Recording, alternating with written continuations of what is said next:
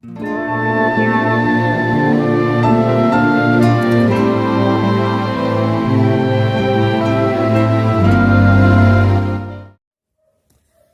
gente, feliz sábado.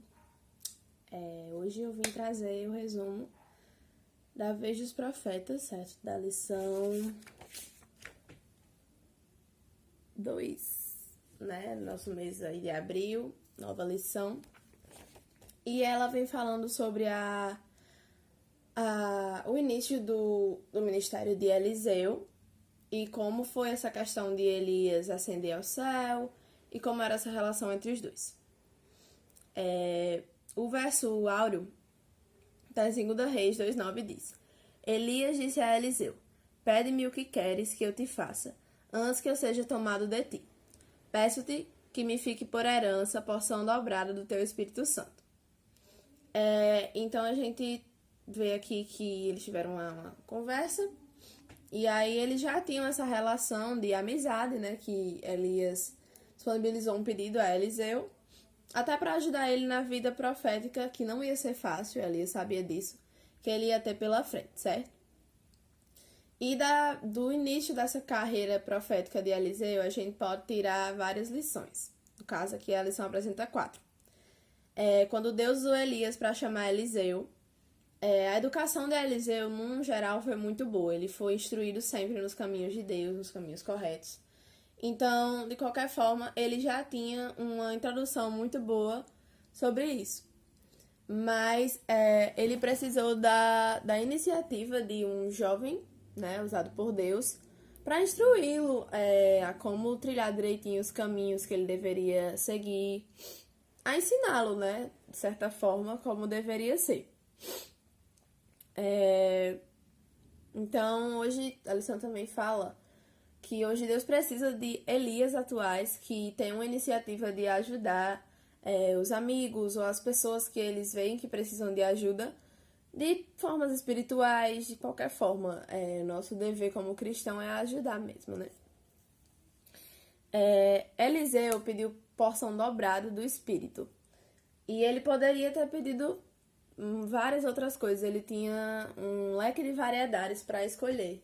Mas ele escolheu uma coisa que foi, assim, muito proveitosa. Porque ele poderia ter pedido coisas materiais, poderia ter pedido poder. Mas ele foi bem... teve uma instrução, acho que a instrução da educação dele foi bem importante para isso, mas ele pediu demonstrando muita maturidade nesse quesito. E a lição também assemelha ele a Salomão, que poderia sim ter pedido muitas outras coisas que iriam ser proveitosas no reinado dele, mas ele acabou pedindo a sabedoria, que para ele foi essencial, né? Todos nós sabemos. As águas foram purificadas, né? As águas de Israel. Israel estava acabando de sair de um momento difícil, né? De um momento de seca que eles passaram muitos anos. E o povo ainda assim não tinha aprendido tanto, porque, vamos ser bem sinceros, somos teimosos como o povo de Israel. E muitas vezes não é só necessário a gente ver o poder de Deus atuando, ver aquilo acontecendo, né? A gente ainda insiste no erro. E muitas pessoas em Israel ainda insistiam no erro. E Deus queria purificar, né? Na sua tremenda compaixão e amor, ele queria purificar. E a questão do sal que Eliseu despejou foi também uma demonstração de fé que ele tinha, de que aquilo ali poderia sim acontecer. Liguei aqui a luz, né? Porque a iluminação não estava das melhores. Mas seguindo,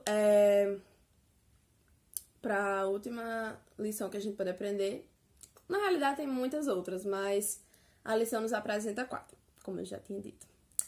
Eliseu é zombado, né? Ele poderia muito bem se sentir mal por aquilo ali, porque ele estava no início da carreira dele, e aquilo ali poderia sim servir de um gatilho para desânimo, mas ele pediu ajuda de Deus, né? E ele não se deixou abalar. Então, é muito importante a gente ter também essa questão de não se deixar ficar triste, desanimar por uma provocação que, até na própria lição, diz que foi do diabo e, tipo assim, foi uma forma de tirar ele do foco dele, né? Que ele, da carreira que ele precisava seguir. E ele não conseguiu, porque Eliseu, ele tinha uma relação muito bonita com Deus e de ser muito perseverante, então não teve sucesso. Eliseu, ele podia sim desejar ser bem mais que Elias, e esse pedido em dobro poderia sim significar isso. Mas não, ele queria ser tratado como um filho mais velho, um primogênito, que queria aquela bênção para se dar bem, assim, no que ele iria fazer, né? Que era ajudar na obra de Deus. E ele pediu isso porque justamente ele viu o quanto Elias sofreu na vida dele, né? E inclusive ele poderia sim também ter desejado não passar por isso, passar pelas dificuldades que Elias enfrentou. Mas ele entendeu que na vida tem sim aflição, mas quando a gente tá com Deus, né, quando a gente tem aquele laço estreito com Ele, a gente consegue passar pelas aflições, pelos momentos difíceis e sair, né? E não ficar preso a isso.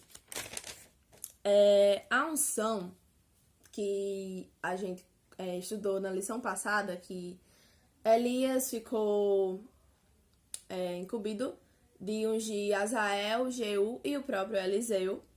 Ela não precisava ser, tipo, literal, com óleo, mas era significava, tipo assim, uma seleção para aquele trabalho, certo? Então era aquele indivíduo, aquela pessoa foi escolhida por Deus para executar aquilo ali, certo? O nome Elias significa Jeová é meu Deus, e tem uma certa relação, se a gente for parar para analisar, com a vida de Elias, né? Ele ficou muito para baixo depois do que aconteceu no Monte Carmelo, por mais que ele tivesse sido usado por Deus.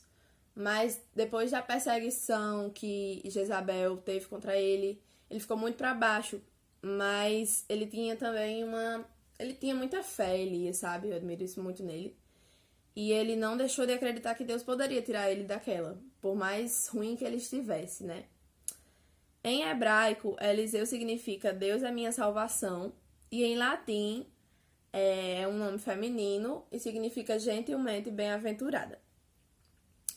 O profeta, todos os profetas é bem difícil ver um sem um ajudante, porque isso já era também um plano de Deus, né? Porque assim que o profeta não tivesse mais condições de realizar seu trabalho, ele teria um ajudante que já teria aprendido muita coisa com o decorrer da vida, por estar auxiliando o profeta com mais experiência. E aí isso ajudaria, né, a seguir direitinho tudo que ele deveria fazer, a carreira de profeta. E essa relação de profeta e ajudante, e de amigo também, eles se tornavam amigos, a lição exemplifica a de Paulo e Silas, a de Moisés e Josué, e é isso aí. O sal era um símbolo do poder de Deus, ele não teve nenhuma influência, né? Mas foi um símbolo do poder de Deus para demonstrar que Deus se importava assim com Israel e que ele queria purificar, ele queria tocar no coração daquelas pessoas para que elas se voltassem para ele, né? Voltassem à realidade, entendessem que o que elas estavam fazendo estava causando tanto desgaste, tanto devastação na própria Israel.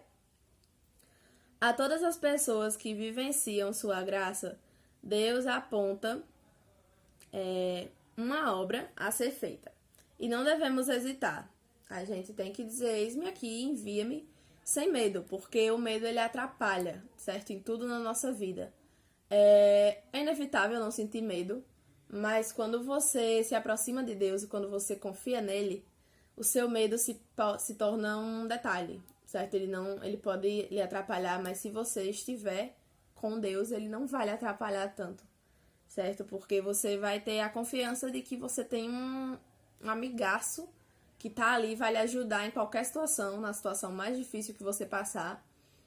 Então, é isso aí, o medo ele minimiza quando a gente tá perto de alguém que vai aumentar a nossa confiança, tanto nele quanto na nossa capacidade de fazer o que ele nos pede.